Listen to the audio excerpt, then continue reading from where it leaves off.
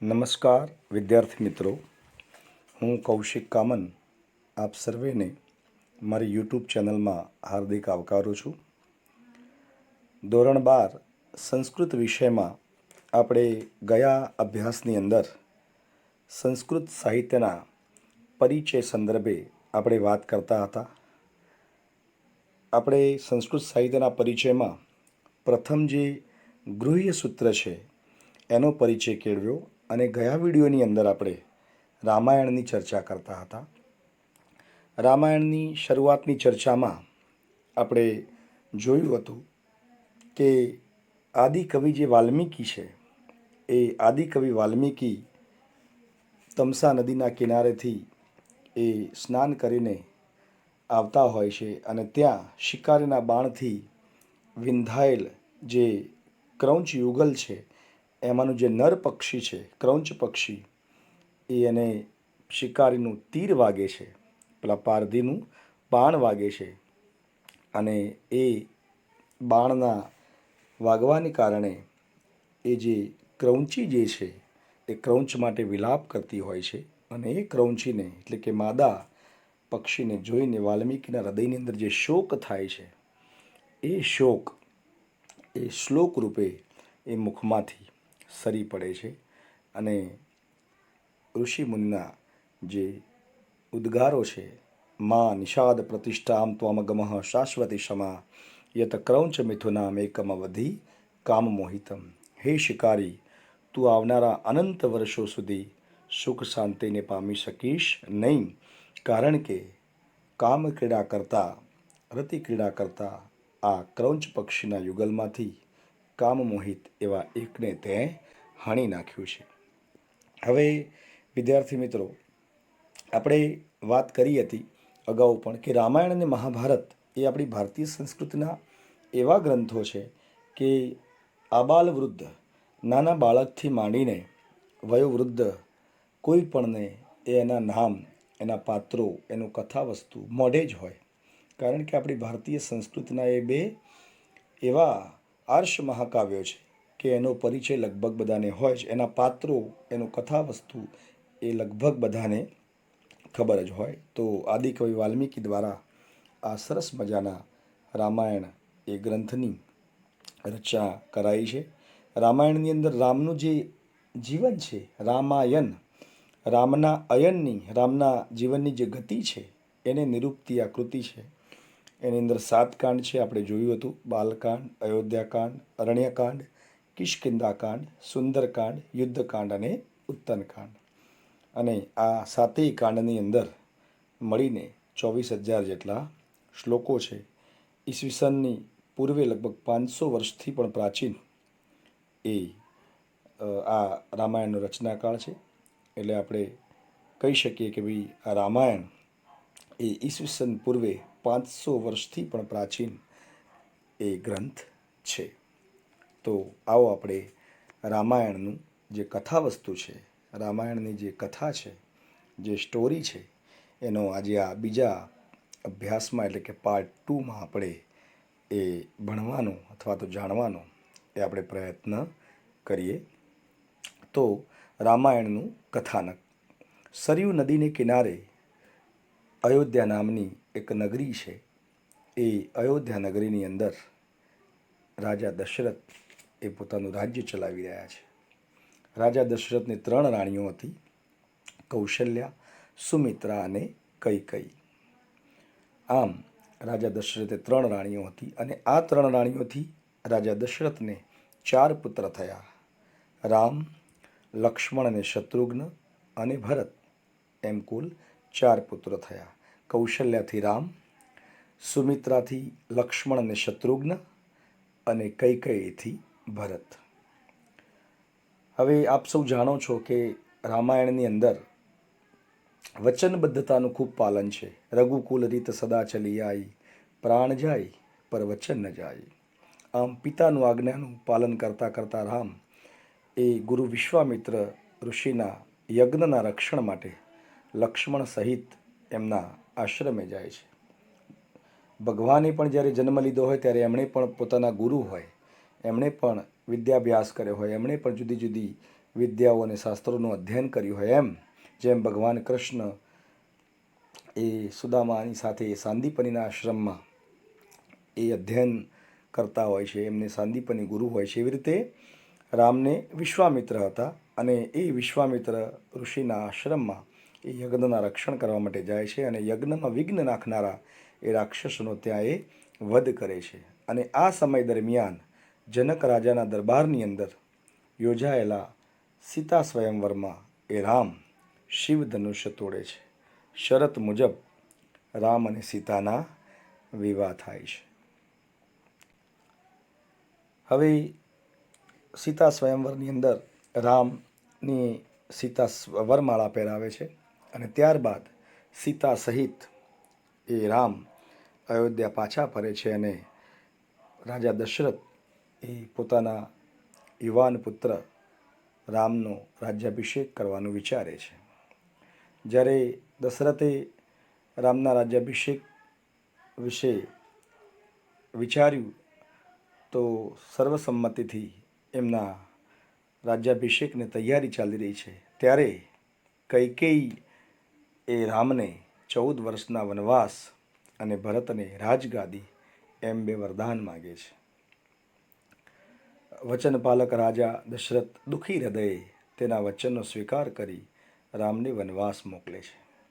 હમણાં જ મેં અગાઉ કહ્યું કે રઘુકુલ રીત સદા ચલી આવી, પ્રાણ જાય પર વચન ન જાય. ભૂતકાળની અંદર જ્યારે દેવો અને દાનવોનું યુદ્ધ થયું ત્યારે રાજા દશરથ એ કૈકેયીને યુદ્ધમાં લઈ ગયા હતા અને સર્વ પ્રકારે પ્રવીણ, સર્વ પ્રકારે કુશળ એવા કૈકેયીની મદદથી એ દશરથના પ્રાણ બચ્યા હોય છે. એટલે એ વખતે રાજા દશરથ એ કૈકેયીને કહે છે કે માગો તમે 2 વચન, તમારે જે માગવા હોય. ત્યારે કૈકેયી કહે છે કે ના, અત્યારે નહીં, પણ જ્યારે એનો સમય આવશે ત્યારે એ 2 વરદાન હું તમારી પાસે માગીશ. અને આજે એ કૈકેયી રાજા દશરથની પાસે એ 2 વરદાન માગે છે. કહે છે કે રામને 14 વર્ષનો વનવાસ અને મારા પુત્ર ભરતને રાજ્યગાદી. વચનપાલક રાજા દશરથ દુઃખી હૃદયે વચનનો સ્વીકાર કરે છે, રામને વનવાસ મોકલે છે, પણ પુત્ર વિયોગ સહી ન શકેલા રાજા દશરથનું મૃત્યુ થાય છે. આપણે સૌ જાણીએ છીએ કે શ્રવણના માતા પિતાએ દશરથને શ્રાપ આપ્યો હોય છે. જ્યારે પ્રાતઃકાળે એ રાજા દશરથ શિકારે ગયા હોય છે ત્યારે પેલા શ્રવણ એના માતા પિતાની તરસ લાગી હોય છે અને પાણી ભરવા માટે પેલા પાણીમાં એ ઘડુલો નાખે છે. ત્યારે એના અવાજ ઉપરથી રાજા દશરથને એવું લાગે છે કે કોઈ પ્રાણી, એ કોઈ હાથી પાણી પીવા આવ્યો હશે અને એ શબ્દવેદી બાણ છોડે છે અને શ્રવણની ચીસ સાંભળે છે. એમને ખબર પડે છે કે કોઈ મનુષ્યનો અવાજ છે, તો માણસનો અવાજ છે. અને પછી એમની જોડે જાય છે તો શ્રવણ વિંધાયો હોય છે. અને એ વખતે જે શ્રવણ છે એના માતા પિતા એ દશરથને શ્રાપ આપે છે કે હે રાજા દશરથ, જેમ અમે અત્યારે પુત્ર વિયોગે ટળવળી રહ્યા છીએ, પુત્ર વિયોગે મરી રહ્યા છીએ, તેમ તારા ઘરે પણ પુત્ર થશે. પણ પુત્ર વિયોગે અમારે જેમ પુત્ર વિયોગે અમે ટળવળી રહ્યા છીએ, મરી રહ્યા છીએ, એમ તારું પણ પુત્ર વિયોગે મૃત્યુ થશે. અને એ દશરથનું મૃત્યુ થાય છે. ભરતને મોસાળથી બોલાવવામાં આવે છે અને રાજ્યગાદી સોંપવામાં આવે છે. પરંતુ ભાતૃપ્રેમ એમને એમ કરતા રોકે છે.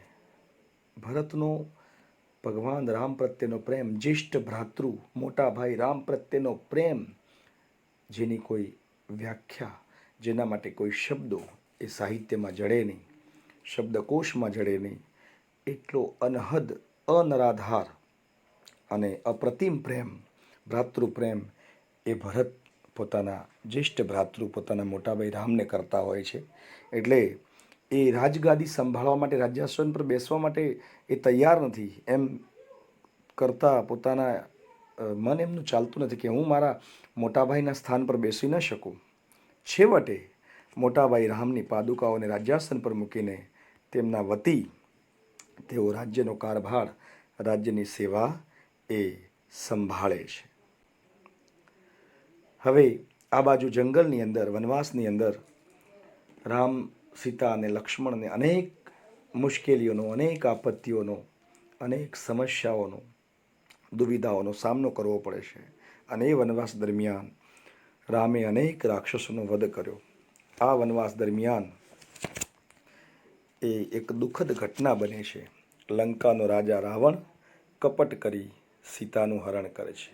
આપણે શરૂઆતમાં જ જોયું વિદ્યાર્થી મિત્રો કે જે ખર અને દૂષણ એ રાવણના સાવકા ભાઈઓ હતા.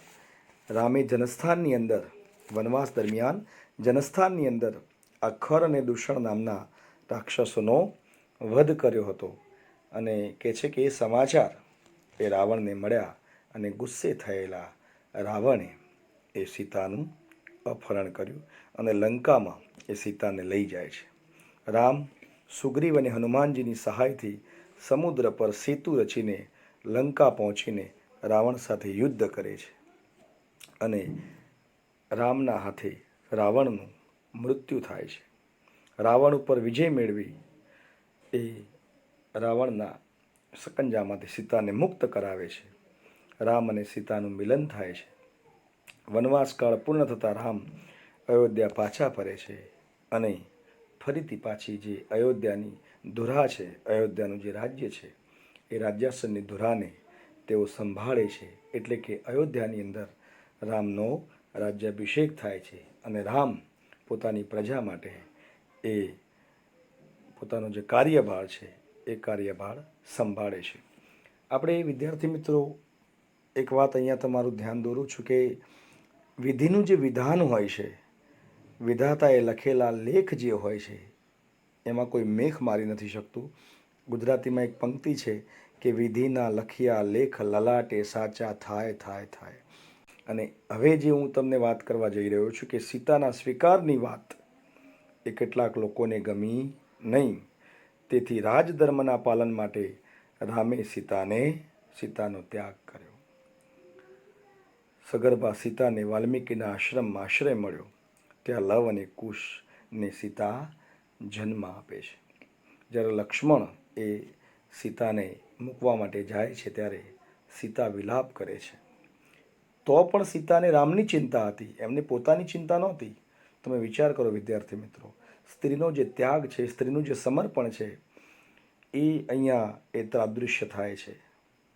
લક્ષ્મણ ઘડીક તો ઉભારો મારા વીર, થોભાવો ગોડલા તમારા રે. મારા તો રખોપા કરશે મારો રામ, પણ રામના રખોપા કોણ કરશે રે. એમ કરીને સીતા વિલાપ કરે છે. લક્ષ્મણ ઘડીક તો ઉભારો મારા વીર, થોભાવો ગોડલા તમારા રે. ખૂબ સરસ મજાનું એ ભજન છે સીતા વિલાપનું. તો અહીંયા જે રામ છે એ રામ એ પોતાની પ્રજાના કલ્યાણ માટે, મારી પ્રજાને મન દુઃખ થાય, મારી પ્રજા મને સ્વીકારે નહીં, અથવા તો હું રાજધર્મના પાલન માટે મારો સ્વાર્થ ઈચ્છું એ સારી બાબત નથી. અને એમ ખૂબ ઊંડાણથી વિચારીને એ કાઠા બનીને ગંભીર હૃદયે અને કહેવાય છે ને કે સમર્પિત થઈને એ સીતાનો ત્યાગ કરે છે અને વાલ્મીકીના આશ્રમમાં સીતાને આશ્રય મળે છે અને ત્યાં સીતા લવ અને કુશને જન્મ આપે છે. વાલ્મીકી દ્વારા એ બંનેને શિક્ષા દીક્ષા અપાય છે. રામે કરેલા અશ્વમેધ યજ્ઞ થકી પિતા પુત્રોનું મિલન થાય છે. આમ તો ત્યાં પણ એક સ્ટોરી છે જબરદસ્ત. લવ અને કુશ જ્યારે અશ્વમેધ યજ્ઞનો ઘોડો આશ્રમમાં આવે છે ત્યારે એને જયપત્ર બાંધેલું હોય છે અને લવ એ ખૂબ તોફાની બાળક હોય છે, ઘોડાને આશ્રમમાં લઈ જાય છે. ચંદ્રકેતુ અને બીજા સૈનિકો એ સુમંત્ર વગેરે સારથી બધા ત્યાં આવે છે અને એમનું યુદ્ધ થાય છે. સૈનિકો સાથે લવ લડે છે અને છેવટે પછી ત્યાં એ સમય દરમિયાન એ પિતા પુત્રોનું મિલન થાય છે અને ત્યાં આ રામાયણની કથા પૂર્ણ થાય છે. રામાયણની અંદર મેં હમણાં જ તમને કહ્યું કે વચનબદ્ધતા, કર્તવ્યનિષ્ઠતા અને સત્ય પાલનતા એ બધા જે ગુણો છે એ રામાયણની અંદર કહે છે કે એ નિરૂપાયેલા છે. આદિકવિ વાલ્મીકી અગાધ રીતે બહુ રોચક અને સમાજને એક સરસ મજાનું એ ઉદાહરણ આમાં પૂરું પાડ્યું છે. તો કહે છે કે રામાયણમાં આદર્શ ગૃહ જીવનનું દર્શન થાય છે. પ્રેમાળ પિતા, આજ્ઞાકારી પુત્ર આદર્શ રાજા, સ્નેહાળ ભાઈ, આદર્શ પતિવ્રતા પત્ની અને આદર્શ સેવક વગેરે પાત્રો એ અહીંયા આપવામાં આવ્યા છે. અને દરેક પાત્રનો પોતાનું જે ભૂમિકા છે, પોતાની જે કર્તવ્ય નિષ્ઠા છે, કર્મબદ્ધતા છે, ખૂબ સરસ રીતે એ બધા પાત્રોએ અહીંયા એ રજૂ કરી છે. ભારતની સાથે સાથે આ જે કથા છે રામાયણની, એ કથા જાવા, સુમાત્રા, ઇન્ડોનેશિયા, શ્રીલંકા એ બધા દેશો જે છે એ દેશોની અંદર જાણીતી છે. આપણે બધા જાણીએ છીએ વિદ્યાર્થી મિત્રો કે પૂજ્ય મોરારી બાપુ જે રામકથા એ કહે છે, અનેક વર્ષોથી તેઓ એ રામકથા એ દેશ વિદેશોમાં સંભળાવે છે. અને એના કારણે આપણું જે રામાયણ છે એ રામાયણ આપણા દેશમાં તો ખરું જ, પણ બીજા દેશોની અંદર પણ, વિદેશોની અંદર પણ એ રામાયણની જે કથા છે એ સાંભળવામાં આવે છે. રામાયણ એક ભક્તિ ગ્રંથ છે. ઘણીવાર ઘરડા વ્યક્તિ હોય, વૃદ્ધ વડીલ વ્યક્તિ હોય અને કંઈક આસક્તિની વાતો કરતા હોય, શરીર નાદુરસ્ત હોય, ત્યારે આજુબાજુના પડોશી અથવા તો સગા સંબંધી જે આવે એમ કહેતા હોય, રામ રામ કરો, હવે તમારે તો રામ રામ કરવાની ઉંમર છે, હરિભજન કરવાની અને રામનું નામ લેવાની ઉંમર છે. એટલે એ પ્રમાણે જોઈએ તો રામાયણ એક ભક્તિ ગ્રંથ છે જે આખાય રાષ્ટ્રને એ નૈતિકતાનો બોધ આપે છે. અને આમ નૈતિકતાનો બોધ આપવું એ એક વિરાટ રાષ્ટ્ર કાવ્ય છે.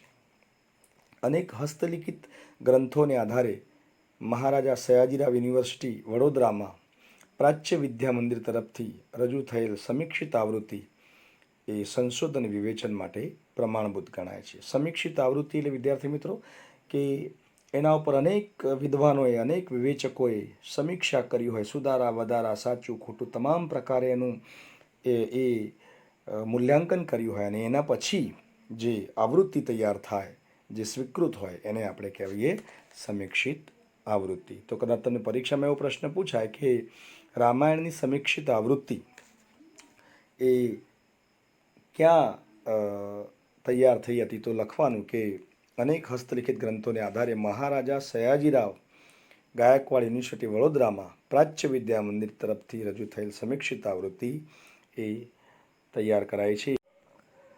વિદ્યાર્થી મિત્રો, આમ તો રામાયણનું કથાવસ્તુ, રામાયણની જે વાત છે એનું વર્ણન કરતાં ઘણો બધો સમય લાગે, પરંતુ અહીંયા એ આપણે સમયની મર્યાદા હોય છે. ઘણા બધા ઉદાહરણો, ઘણી બધી વાતો એવી હોય છે કે જેમાં આપણને એ ઘણો સમય લાગે, પરંતુ સમયના અભાવે એ બધી વાતો ખૂબ સંક્ષિપ્તમાં અહીંયા મારે તમને કહેવી પડે છે. તમને ખૂબ મજા આવી હશે સાંભળવામાં.